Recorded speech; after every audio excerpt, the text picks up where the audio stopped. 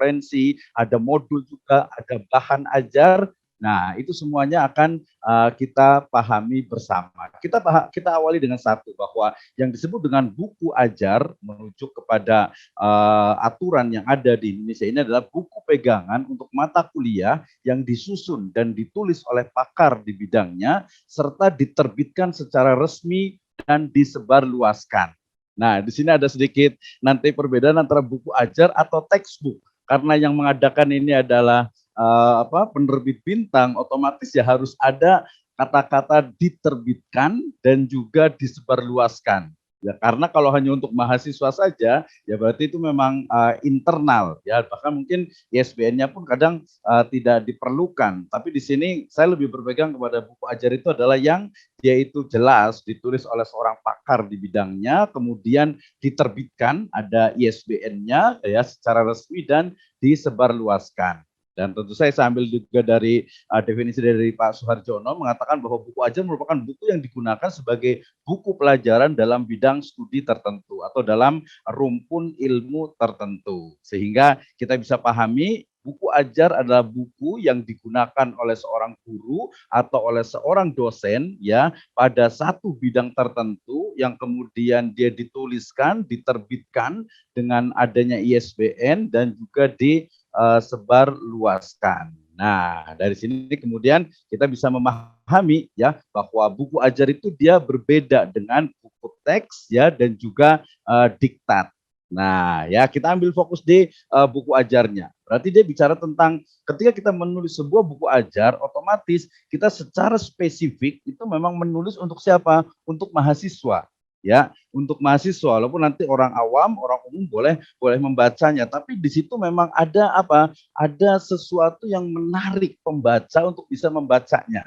Dan memang ada ya berbeda nanti dengan buku populer, apalagi buku fiksi umpamanya ya, ketika judulnya itu A ternyata dalamnya itu kadang berbeda B gitu ya. Dalam buku ajar berarti dari mulai nanti pilihan judulnya kemudian sampai konten yang ada di dalamnya itu jelas mewakili dari satu bidang ilmu yang dibuat oleh seorang pakar. Sehingga memang ini secara khusus itu ketika bicara tentang buku ajar itu dikhususkan untuk mahasiswa.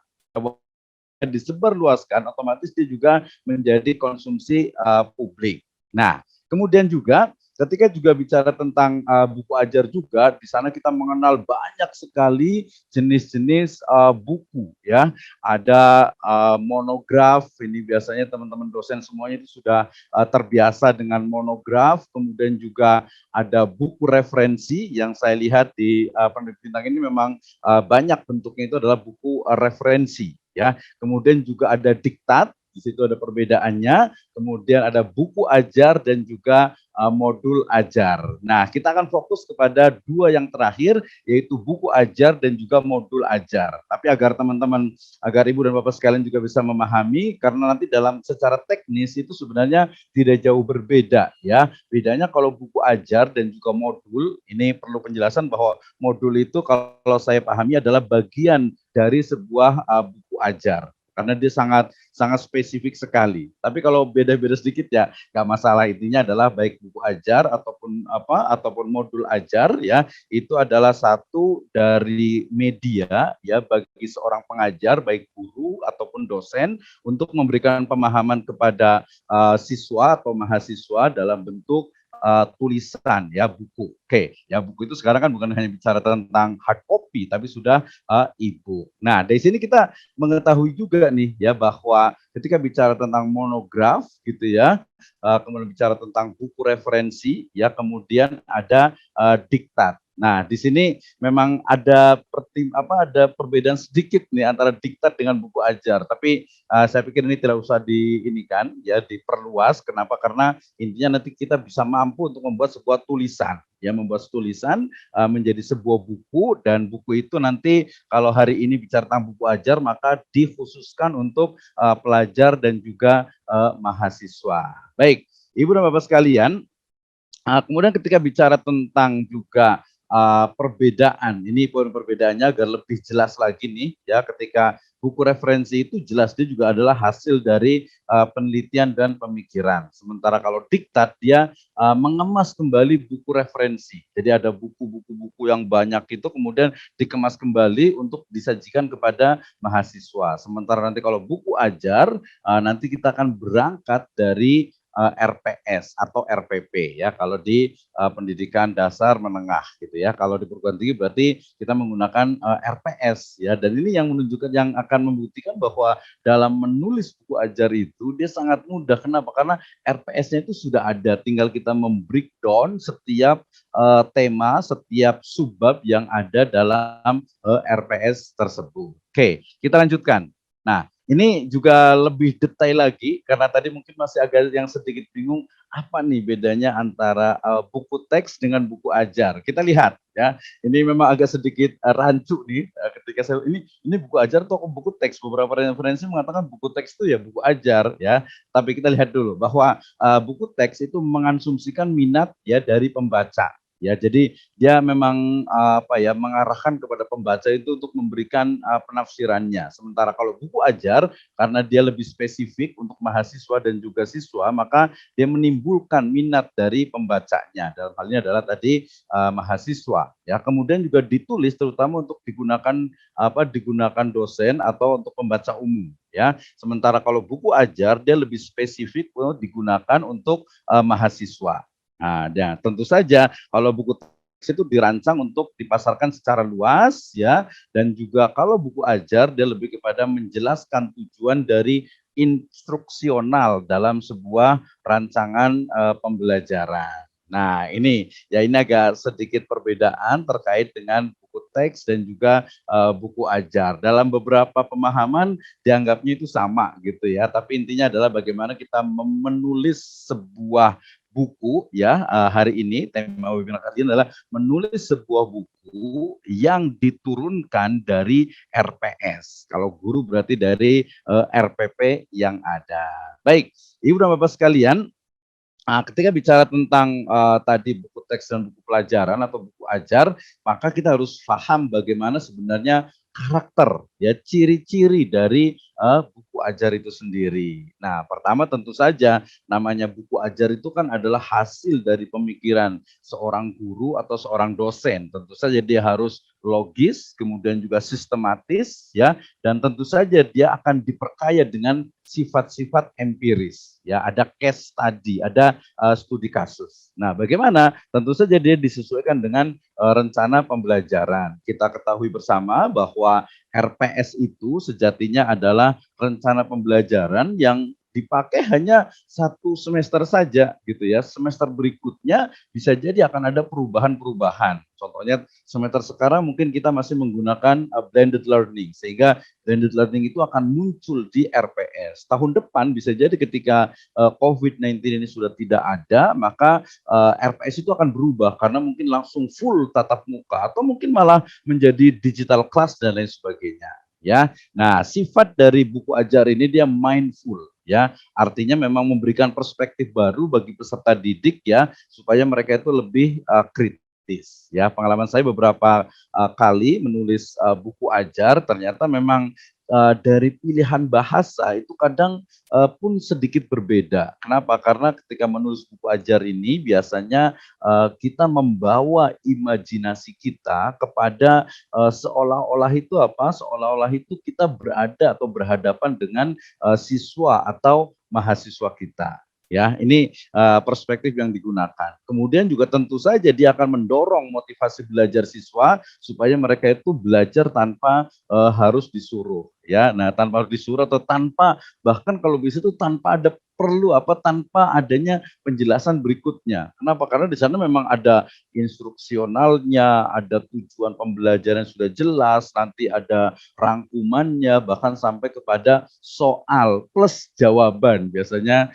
di akhir jawabannya itu. Nah, nanti dengan konsep perkembangan dari teknologi ini sangat mungkin sekali kita hanya meletakkan dari barcode di ujung dari tadi buku ajar kita, kemudian nanti mahasiswa atau siswa siswa kan scan barcode itu untuk melihat jawaban. Jadi nggak langsung di situ gitu. Ini satu yang menarik juga gitu. Kemudian nanti juga bisa kita kaitkan di barcode itu ya dengan apa mungkin di-link-kan dengan berbagai video, berbagai mungkin informasi yang lainnya. Nah, karena buku ajar ini dia membawa mahasiswa atau siswa itu agar tertarik untuk belajar dan dia itu juga bisa belajar dengan sendiri, maka dia itu harus apa? Ya, dia menjadi media bagi peserta didik untuk belajar mandiri. Ya, nah penyajiannya tadi menggunakan bahasa yang memang mudah dipahami. Seperti hari ini, seperti saya berbicara dengan ibu dan bapak sekalian, ya kita bisa pahami. Jadi kadang tidak mesti menggunakan bahasa yang apa, yang baku, yang formal. Karena nanti ciri dari karakter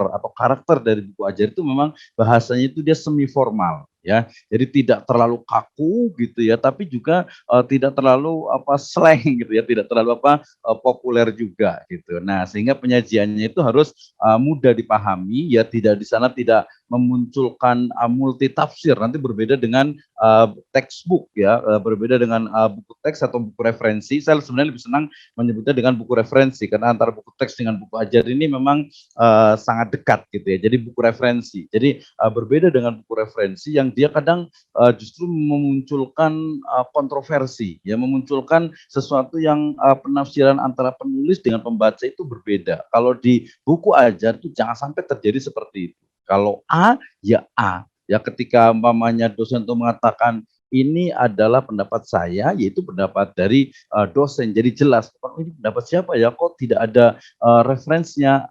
Tidak seperti itu. Dan juga tetap relevan. Relevan dalam hal ini tadi, ya jangan sampai ya kalau sebagai dosen kita itu ya sebagai guru juga sama. Hari gini masih menggunakan RPS umpamanya 2 tahun yang lalu, apalagi sampai 5 tahun yang lalu, aduh udah out of date ya, sudah ketinggalan zaman sekali. Nah, tetap relevan artinya ya dia betul-betul aktual ya. Jadi yang ada di buku ajar itu ya yang ada kalau bisa itu pada hari ini ya. Bagaimana umpamanya RPS atau buku sekarang nih, buku yang terbit di tahun 2021 ini umpamanya itu harus terkait dengan ya pandemi COVID-19.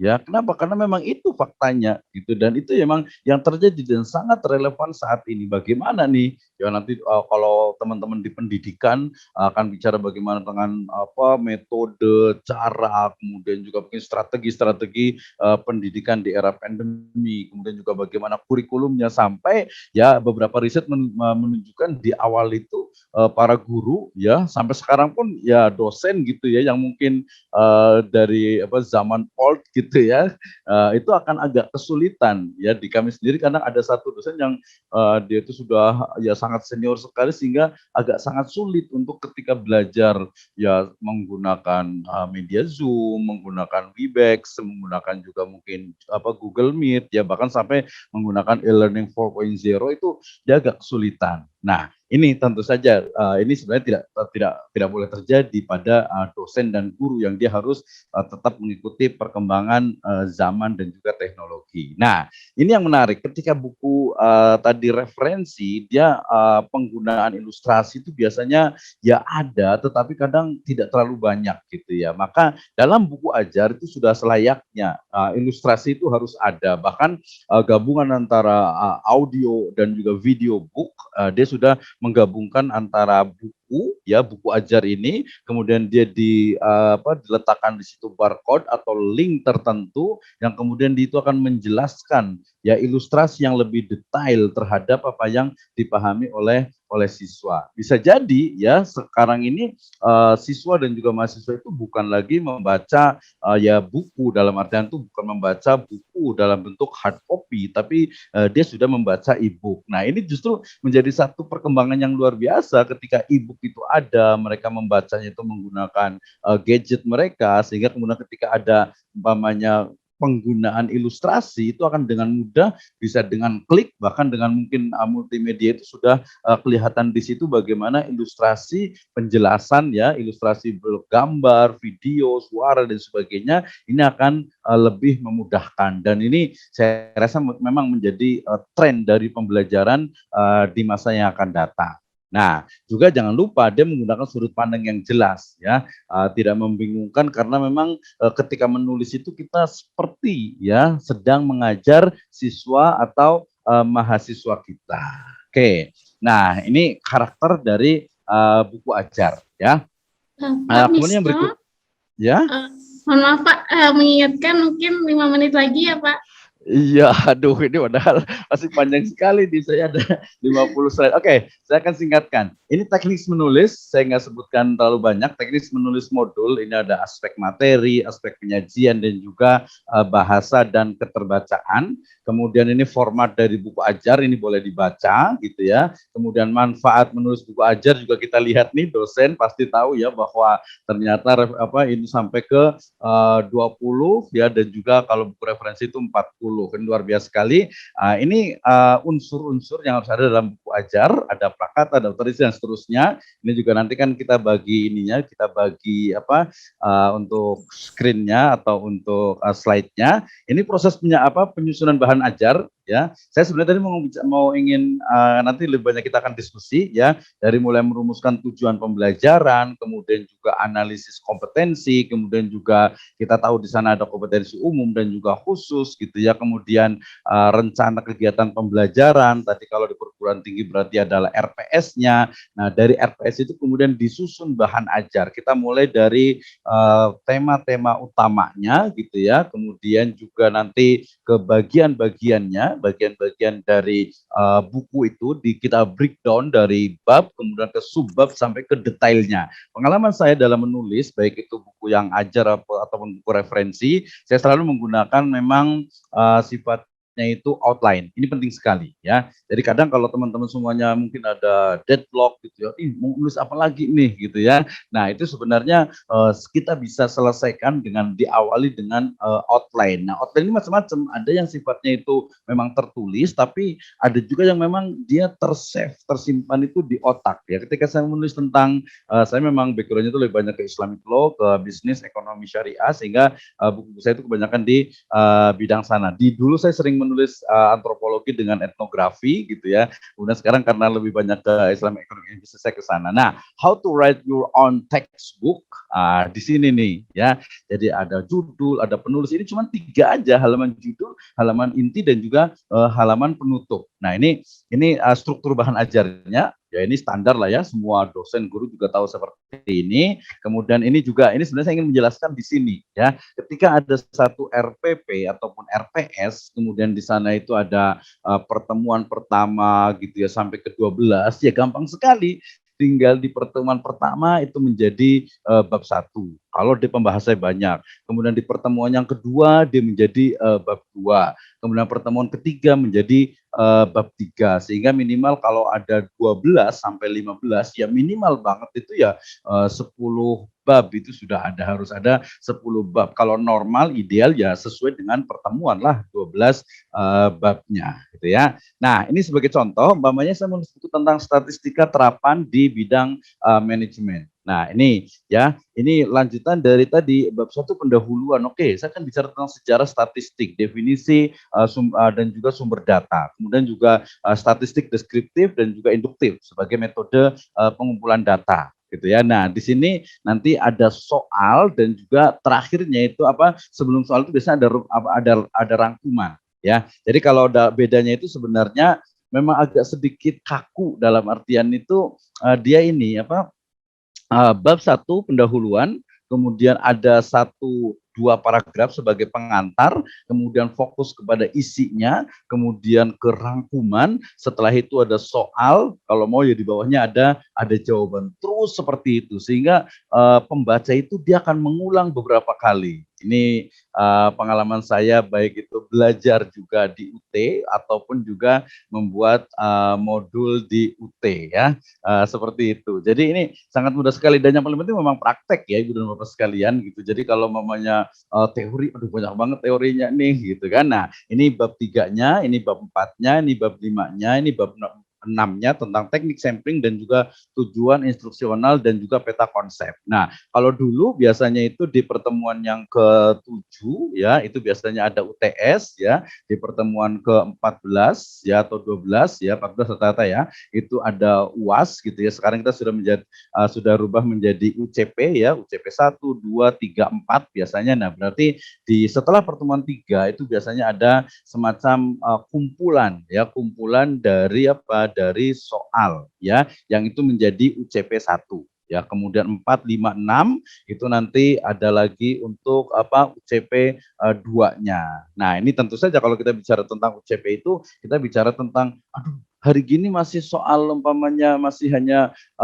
multiple choices gitu ya. Ya boleh sih gitu ya, tapi jangan terlalu kesana sekali gitu. Tapi sekarang itu lebih banyak, kebetulan saya mengajar di beberapa perguruan tinggi juga di Jakarta itu ya sudah menggunakan bagaimana soal itu ya. Ini di buku ajar juga gitu ya. Dia bukan lagi bukan lagi pilihan ganda atau mungkin apalagi sampai benar tidak benar sebagainya gitu. Itu yang lama. Masih bisa digunakan, tapi kalau zaman sekarang di Industrial Revolution 4.0 ini maka kita lebih banyak di soal UCP 1, 2, 3, 4 itu bervariasi dari mulai membuat jurnal, kemudian membuat project, kemudian juga review buku, kemudian juga membuat short movie gitu ya, itu agar mahasiswa itu lebih variatif dalam kegiatannya. Oke, let's convert our RPS to be textbook. Ini Mbak baru mulai nih ya. Nah, ini saya ambil dari contoh juga teknik pelayanan publik berdasarkan standar pelayanan minimal SPM. Ya, ini ada pekan pertama, kedua, ketiga. Nah, dari sini kita akan pekan pertama. Ya, ini ada tiga hal nih, tiga subbab lah kita sebut ya. Ini menjadi bab 1. Nah, bab 1 ini berarti di dalamnya bicara tentang pengertian, tujuan dan jenis dari public services. Nah, kemudian itu nanti kita pengertian dari pelayanan publik. Kita akan bicara tentang pelayanan, bicara tentang juga publik. Kemudian dari mana ngambilnya? Ya kita dosen tahu lah. Kalau kita ngambil secara etimologi, tentu kita ngambilnya dari bisa dari kamus, bisa kamus yang KBBI atau kamus yang pada bidang-bidang tertentu, rumpun ilmu tertentu. Ya jangan kita ngambil pelayanan publik secara etimologi. Ini dalam kurung Suroso umpamanya, mohon maaf ya namanya Suroso kita nggak seperti itu, kita dosen gitu, kita guru gitu, jadi jangan sampai masa ngambil definisi kok ngambilnya dari buku referensi orang ya, bukan dari kamus gitu ya, bukan dari mungkin istilah-istilah tertentu dalam rumpun ilmu tertentu. Nah, ini yang paling penting. Ini nanti nyebutnya dengan salah satu dari original resources dalam buku kita.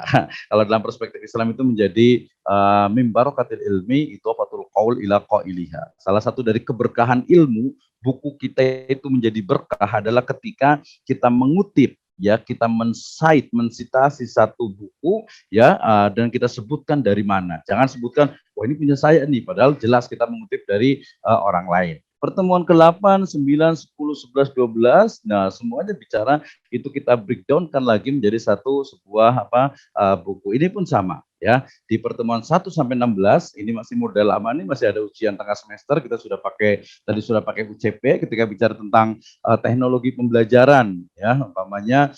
Maka di pertemuan pertama ini membuka wawasan dari mahasiswa ya, bagaimana tema ini tuh menarik. Nah, ini yang bedanya nanti memang tadi saya tidak menyebutkan case study atau kasus-kasus baru itu harus dimasukkan. Sebenarnya ya itu memang sudah menjadi kewajiban dosen. Nggak mungkin lah dosen hari ini mengajar tapi sama dengan yang diajarkan dosennya 2-3 tahun yang lalu. Sudah ketinggalan zaman. Gitu ya. Oke, materi pengembangan dari RPS ini contohnya pengayaan materi juga penting sekali ya, dari buku referensi, inovasi dan juga experiences daripada lecturer-nya itu, dosennya. Nanti ujungnya adalah buku ajar. Standar kompetensinya tentu saja ini penting sekali ya. Ini yang membedakan antara buku referensi ya dengan buku ajar ya, di mana ada standar kompetensi yang harus kita sebutkan di awal sehingga tadi mahasiswa membaca itu tahu oke, di bab ini ya yang menjadi pertemuan ini kita akan belajar tentang umpamanya teknologi secara umum.